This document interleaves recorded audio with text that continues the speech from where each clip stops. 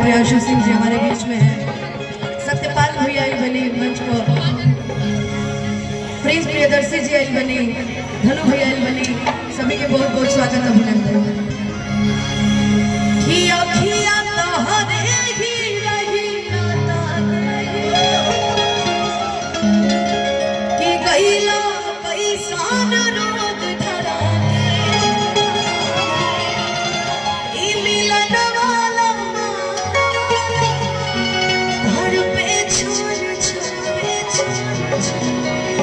दिल हमार लागे कहीं ना ओ साथी रे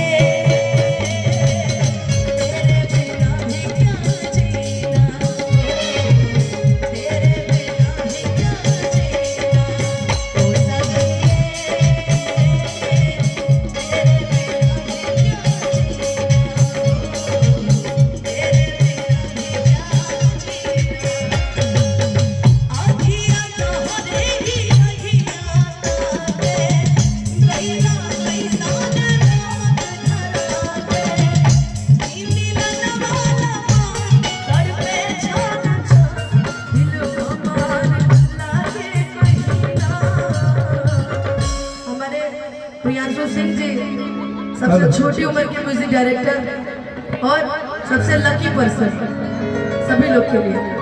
तो साथी रे तेरे बिना भी क्या जीना, तेरे बिना भी क्या जीना, तो साथी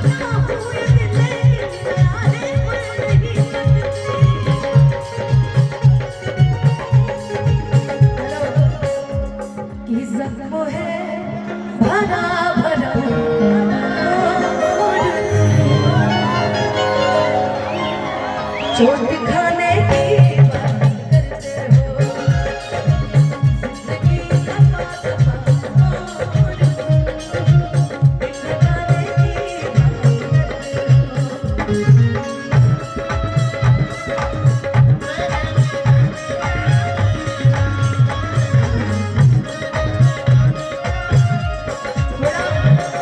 थोड़ा माइक कमाइए ना कल्लू जी को 1 मिनट के लिए। जिंदगी लागे जन्नत जैसा, हो जब पास हो, अखिए से जुड़ला जिया, भरल बा इतना मिठास हो। इस गीत के राइटर मेरा पैराडाइज प्रोडक्शन प्रिंस प्रियदर्शी भी उपस्थित है मंच पे। एक बार जोरदार ताली प्रिंस खातिर आप लोग बजाएं लो। वाह। जिंदगी लागे जन्नत जैसा, रहलू जब पास हो, अखिए से जुड़ला जिया, भरल बा इतना मिठास हो।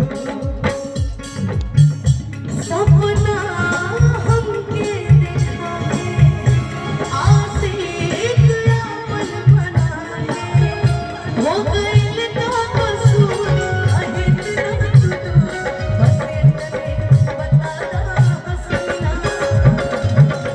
एक गंगेश्वर बाबा अनुपमा जी के जल्दी बॉयफ्रेंड ना सीधे हस्बैंडे दे दो। इतना गम में भी आई लड़की बता। अरे नहीं भाई, गम का गाना है, अब इसको गजब है। दो सब चीजों के ले जा। ओ साथी रे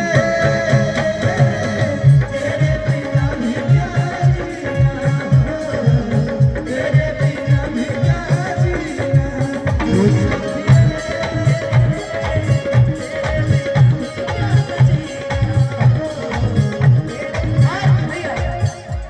आंसू भैया कहाँ बजे?